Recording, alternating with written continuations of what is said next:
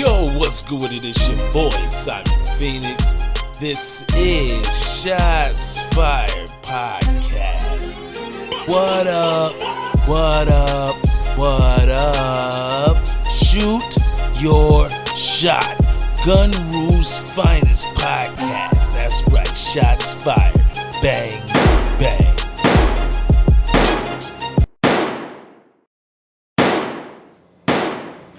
Yo, what's good with it? It's your boy, Simon Phoenix, Shots Fired Podcast. And today's guest is AlfieDaGreat. I know what it is. Really? They know what it is. He's so chill. That's how you know. That's how you know you hanging out with greatness when they like, yo, what up? Okay, so look, now, I'm here to discuss this album, this project. And in reality, the last time you were on the show, I'm such one of them guys to be like, bro, this shit fire. And I was highly running around promoting you, saying this he got next, right? Like this one of them guys that if you got paying now attention, and next. that if you paying attention, he's doing his thing. So the first project, I had a bunch of bangers on there and just enjoyed that project. So then you tell me, hey, I got another project. We're going right back to it. I said, okay. So then the project drops. I get a copy. Now, You got a copy before it dropped. yes, because the album's out now, but I got a copy before it dropped, of course, because, press. Now, I got standouts. I had to I literally took notes so I could make sure I mentioned the standouts and why. Prime example, Kings. Classic posse cut, right? Just a bunch of dope MCs doing their thing. What's the backstory? Kings was produced by my big bro, Pee Wee Green, of course. So you know what it is. We finished Vintage Premiere 1. See, Vintage Premiere 1 wasn't created intentionally at the start to become an album, right? Vintage Premiere 1 was it just happened, per se, right? So How you just happen to have a great album, bro? Well, because one day out the blue, Pee Wee just called me. I wasn't even like really hitting the lab, but I always stay writing, right? Okay. So Pee Wee called me out the blue, like, bro, I just made this beat, and I hear you on it, like this you. So come lace this motherfucker. So I go lace the joint. Think life happens, you know what I'm saying? Unfortunately, I caught a case. So I'm on probation. He had some situations happen, so we both like in a little rut at the time. Okay. So next thing you know, in a year's time, we didn't have enough joints to make an album. Okay. Just on some humbug shit, right? Just vibing. So basically, the ability that life sat your ass down for a second made you artistic, and the output was that album. Yeah, I had a few joints in the stash, but most of it, it was created at that time period. And it ended up so. And then I'm playing it around the way, like, I'll be around my peoples and my young boys in the hood or whatever. And I kept on getting the same, like, reaction, like, oh, gee, what you waiting on to put this out, right? I never dropped a solo album, so I wasn't aware how DSPs work or none of that, right? So my youngest telling me, like, what you waiting on to drop this? You know what I'm saying? This is fire, it's grease. So I let my wife hear it too. So she like, and my wife a big hip hop head, like she really like real hip hop. So she real critical, but she's like, you fired. And then, of course, like I said, with the encouragement of my brothers and my people in the hood, I ended up dropping VP1. Long story short, I dropped VP1. The reception was great. First time around, I think. I'm talking about, I'm a first release ever by myself. I think I did like 23,000 streams, right, out the gate. Opened up for Grand Poobahs, Positive K. The list goes on. Me and Speedy opened up for Jizza. I rap for Talib Kweli, Bun B, met him. Just was out here networking. I've been Push the City Cypher, Volume 3. Shout out to Rube. Shout out to Lady H for that. And then Bro, stop. For you go past that. I ain't gonna let you. One of the most, and I'm gonna say, that's the best cypher out. Ain't no one of the most. That's the best cipher out. Okay. We set the bar. There you go. Period. There you go. We ain't gonna do that. He ain't gonna let me be politically correct. I We ain't love gonna it. do that. We gonna. I mean, and that's no knock to No, anybody it ain't else supposed cipher. to be. I tell If- people all if the you- time, the this is a consistent- combat sport. You're supposed Yeah. to talk like The that. consistency is in. We got the best cipher. Well, Period. You know, it was stacked. You know anything about the city? It Loud was Chief, stacked. Shadow, and Woozy, Sunny Ski. We got the best cipher. Man. Facts. Okay, so look. Do you know I was doing the and shout out to all my brothers, Juice to God, Prime, Free Red Peso, all the battle rappers. So I was in that scene too, like far as supporting them brothers too around that time too. So I got affiliated with battle rap, even though I didn't battle rap. I was very affiliated with battle rap, and we used to do the barcode ciphers. Yes. So I did 2 barcode ciphers, and then pushed the city cipher, and then I dropped a couple freestyle videos here and there since then too as well. So just been staying on my grind, doing shows. I did the hip hop. I was invited for Grand Rapids Hip Hop 50th anniversary. I was one of the few selected artists from the city to represent the city for its hip hop's 50th birthday. Shout out to 6 Man. I did a few shows with 6 Man. I opened up for Bronx Natharis to it as well. So, I've been getting busy. Getting busy ain't the word. Getting busy. You're being modest. You're being kind. You're being polite. What my young boy said, we outside. Yes. We outside. Yes. Active, right? Yes. So, of course, with that come along with the success of VP1 or the reaction or the reception of VP1, people just ask me like, "Yo, Alfie, when you dropping another joint?" I consciously this time I consciously crafted the album to sonically sound a certain way, right? So I didn't want to rush it because with me, when I write, I don't have a preset plan. I don't say I'm gonna write today or I'm gonna write about this or I'm gonna do that. I write when it come out. You know what I'm saying? It comes out of me. I don't force it. Okay. So sonically, I had pretty much all my beats picked as they came along. I knew which ones I wanted, and then I just curated the album from there. Okay. Well, I don't give a fuck how you was stirring your pot over there. So Kings happened. Pee Wee cooked up the beat. Pee Wee cooked up the beat, right? Yeah, that's one of my joints. And Pee Wee, initially Pee Wee was gonna do a project 2 following up after VP1. Okay. And so we jump on it. Sid, everybody that's on the joint. Sid, me, Shadow, Value Pack, Ostradamus, who was on that? Loud Chief. So Pee Wee asked me like, who we gonna put on this joint? So we started adding the killers on it, the hitters. We put the hitters on there. So that song was in a tuck. Like that was like probably one of the first joints. That's why it's the first joint on the album, because that was the first joint we recorded for VP1.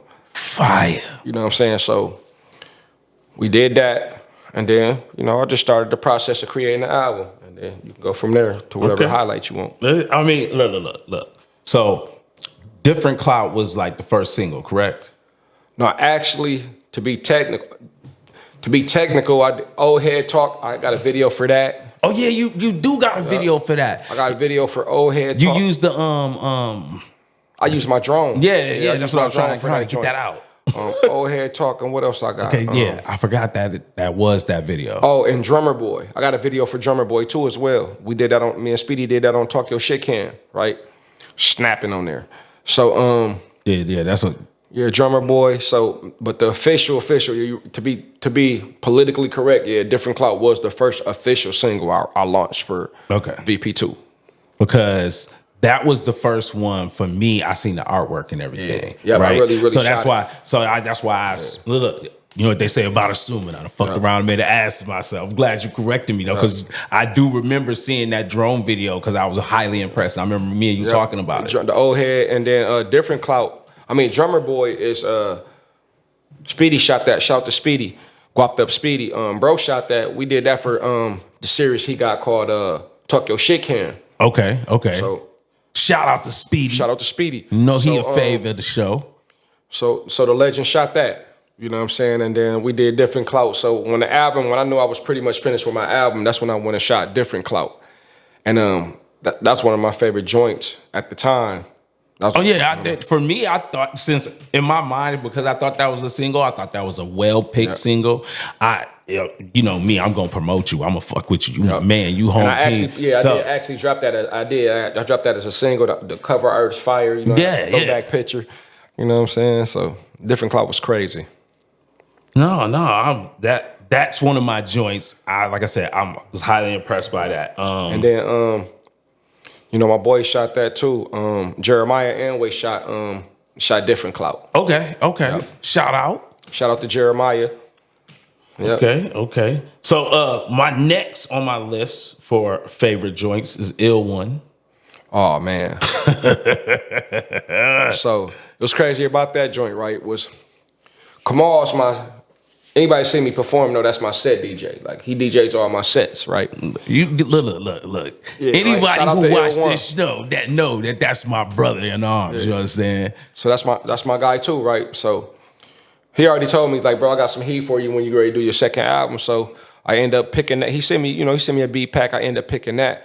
The crazy thing about that is, when I wrote it out, I wrote the verses to it, but I didn't have a hook. Okay.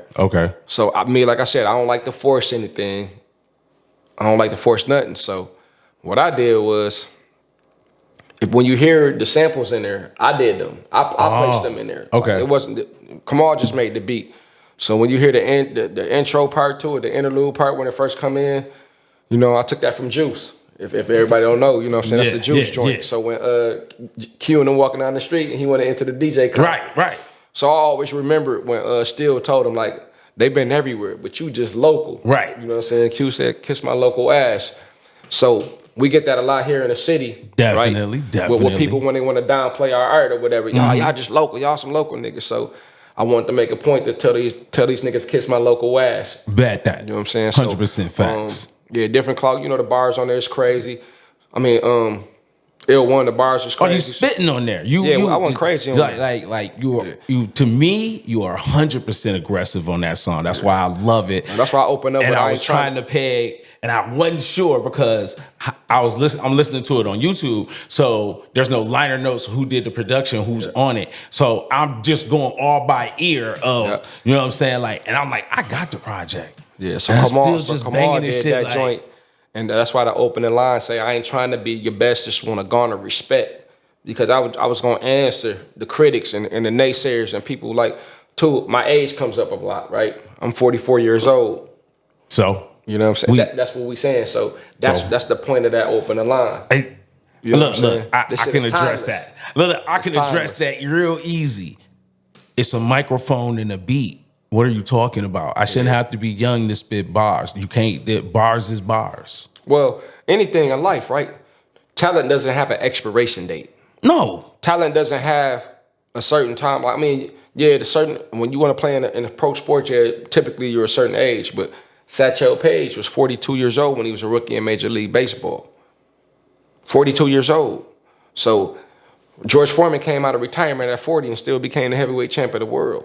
Facts. Right, Nas was winning Grammys. Nas and Hov winning Grammys in their 50s. Nas came at y'all with like 5 albums in a 2-year span. Like hip hop and black culture is the only culture that tells you you're too old to do something. Nobody tells Kiss or the Rolling Stones they too old to do their music. No. Nobody's telling Bon Jovi he's too old. But that's a mind state based on the older you get, the smarter you are. Therefore, you're not gonna get jerked. You can't be played with. They can't run game. They want to keep hip hop ignorant, so you won't get what you deserve. So, that's facts. Yeah. So that's that plan. Let's get back on this album because I still got Ill One. You was talking about Ill One. Yeah, because just your ability to shred on that song for me is why it's in my favorites. Mm-hmm. It's why it's getting rotation for me. And then Rolls. It's my favorite sonically. Hey, it's just sonically it just feel good, right? Yeah, man. When you hear the horns, right? Well, Pee Wee, like when he first played that for me, bro. That's me, bro. That's me. Cause I'm a big Pete Rock fan, right? Okay. So horns, if anybody know about production, they know that's Pete Rock's signature, right? Them horns. So I always want to get off on one of them joints, but not technically just force or just jump on any beat with any horns. Pee Wee laced them horns in that joint, bro. Like you can almost, it feel good, but it's hypnotizing, but it don't put you to sleep. Bro, I like the harmonies in it. The harmonies is what brought me in. Pee Wee, the way he constructed that beat, bro. And if y'all got to be there to see him work, bro. Like I see bro create that shit from scratch, bro. Like I have witnessed many producers. The funny thing about Rose was, I wrote one verse for it, and it was so, I liked the verse so much that I had to make sure that second verse was gonna be equivalent or better than that first one. But I liked the song and how it was so much, I didn't want to force nothing else. So I was pretty much done with the song. I was gonna have the first verse and the hook, and I was just gonna let the beat like ride out a little bit just to rock you to sleep because it just felt so good. And I went live one day to give everybody a sneak peek. And then my brother, shout out to A1, Barnes hit me up like, bro, I want in on that joint. Like, man, bro, went to studio, we went to Pee Wee's joint, laid that joint, and the rest is history. Like, man, that's just everybody, like, every response I've gotten about that album, Rose is one of everybody's favorites. Bro, it's I'm gonna tell you what it sounds like, right? When you listen to a top shelf MC and you're waiting for the production to meet him at a universal level where the people who don't like hip hop, they don't really get why this boom bap is like this. They don't really get why you are metaphoring like that. They are really in this shit for the groove. Yeah. It'd be one of them songs that be like, bring your ass here. Yeah, and then like, they become y'all fans. And you can instantly hear it. You can play it for anybody if they like good music, they're gonna be like, yeah, I'm fucking with this. It's crazy because when I performed that song, we performed that song at Midtown. I just did a show in Midtown in early August. Shout out to Jordan Hamilton. My brother brought me on for 30-minute set for Midtown. Okay. If y'all know what Midtown is, it's a new movie theater downtown. Got a nice setup. They got a performance venue upstairs in the new movie theater downtown. It's called Midtown. So the funny thing about that also is when we performed that song, man. When we got done, bro, this white guy walked up to me, said, "I haven't been through what y'all experienced," but he was like, "Man, this music is just." I can relate to it almost. And then, like, if you listen to the verses, like, I did a warrior scheme.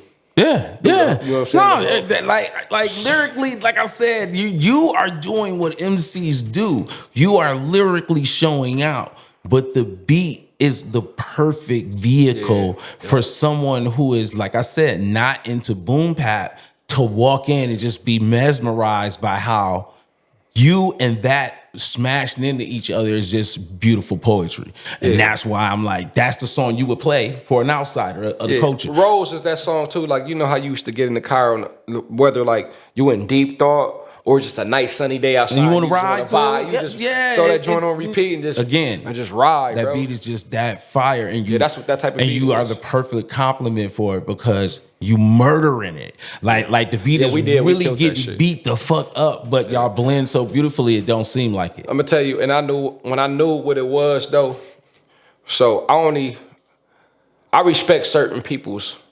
opinion. I mean, I rap for me, but it's a certain few that I respect their opinion. I sent that song to DA. Shout out to my brother. Shout out to big bro DA. Y'all go get his project too, Grand Villain. You know, just bang the shit out this shit. What is it? Let me make sure I say it right because I don't want to say the wrong album. But he got a new album, a new EP out, man. So fire. Oh, I know.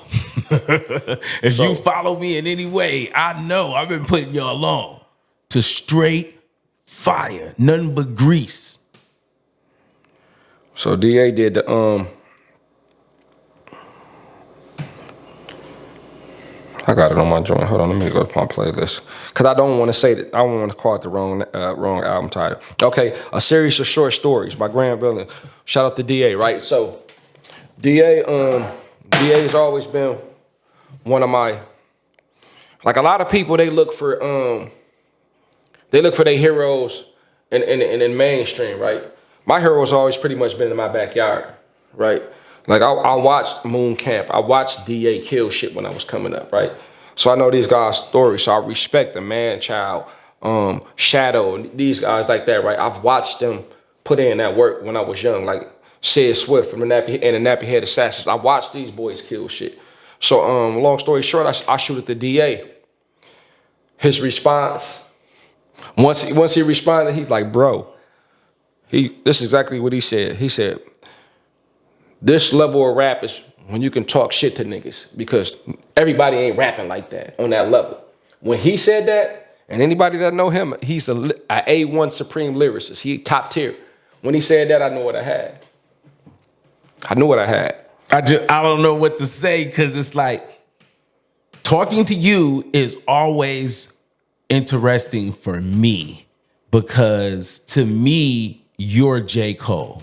And what I mean by that is all them people that he named, them my peers, them my brothers. I got songs with them niggas. You know what I'm talking about? So from on my side of the fence, I'm giddy that you like, them my heroes. Look at this, looking at you them my like, big bro, like them my big bros. Like I literally watched them kill shit. Like and for you to understand that and be carrying on that torch and then breathe life into those that are younger than you makes me smile because today I was just having that thought to myself, like, legacy is not just me personally and my personal genetic family. It's also the people that come behind me and the things that I love and who you reach, right? Like, and you doing that. It can't be. I rap because I love to, but it can be about me, right?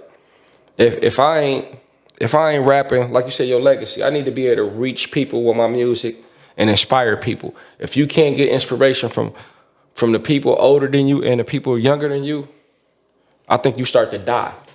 No, that's exactly what it is. It's there's a saying for it. I wish I knew what it was, but it's basically that when you are going through life, you get wisdom and knowledge from old people, and old people get youth and stay in hip with what's going on. Oh, what KRS One said? This is one of my favorite sayings. He said, when older people stop listening to younger people, they become slower amongst older people.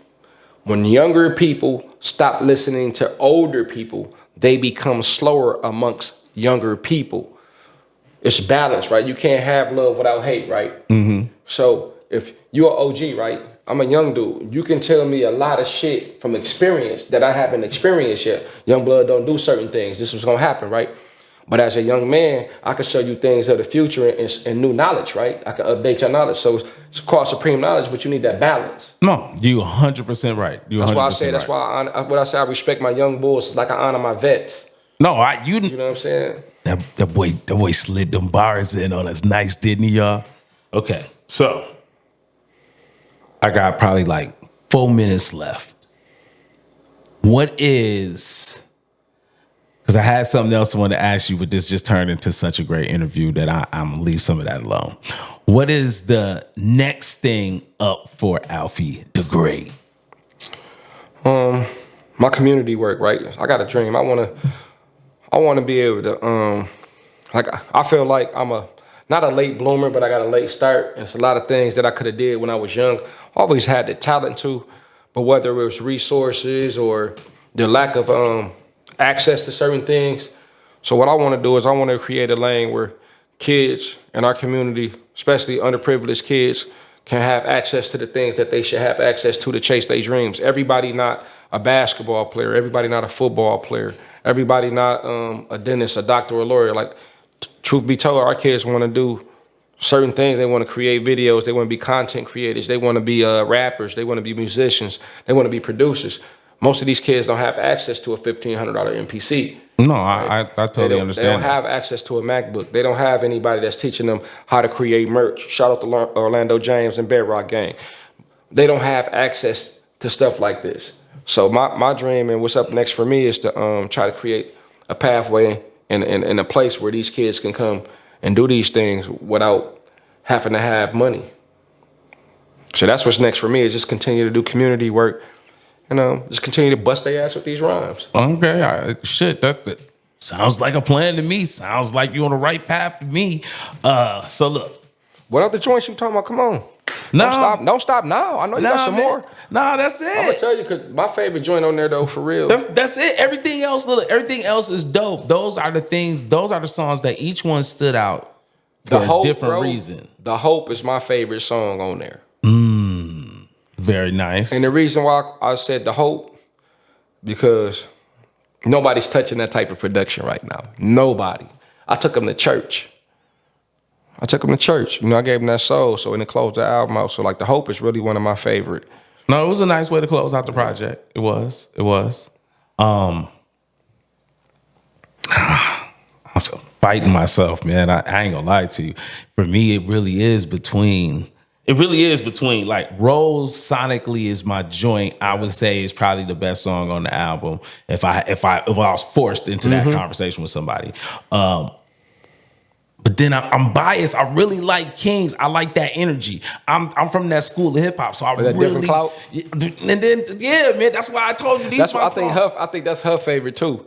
Like it's just sonically you're doing things that I love to hear, and you giving me a taste of each one. Where sometimes that's like a song like Kings would be someone's best project. It's not that with this, and so. Looking at the project and then thinking about what I like, it's like, damn, the whole project's fire. I have different songs I like for different reasons, and that's why I really like the project. The reason I like Kings, though, Kings challenge your pen because all them dudes on there go, right? But I don't know if most people understand, like, to get your message across in 8 bars is tough. Well, they don't. But I will say this, right? Everybody on there that spit, y'all did exactly what I would expect it. Yeah. With 8 bars, like an 8-bar setup is tough. It's tough, but it's not gotta for be fire. It's not for a bunch of bar guys. It's not. For like prime example, right? Shadow effortlessly does it because he already witty in 8 bars. You effortlessly did it because you're already witty in 8 bars. He witty with 8. He witty with 2. Shadow can rap 3 bars and you're gonna be impressed. Like, so you know what I'm saying? When I'm talking about dudes like you that no, bro, like y'all, everybody did what I thought they was gonna do. Because it was on your project, that's how much respect I had, and because it was number 1, and I played it again, I said, damn. Man, the shit. How you start the project off with? The shit Ostradamus said on there, dog. Bro, I'm done. I'm done big up in your project. Look, I'm getting out of here before I fuck around and not have this be the way it should be. Ostradamus killed that shit so hard, dude. AlfieDaGreat, man. Y'all know what it is, man. If you don't know, just go fucking check him out. Go. Venice Premiere 2, man. It's on all streaming platforms, man. We on YouTube, we on Tidal, we on Spotify, we on Apple Music, we on iTunes. We everywhere, man. Pick that shit up. You hear it? Also, yeah, you know what it is. Shots Fired Podcast popping. Brought to you by Mind Vendor Incorporated in association with Ashy Radio. Yo, it's your boy, and you rocking with Ashy Radio, man. Give me some lotion.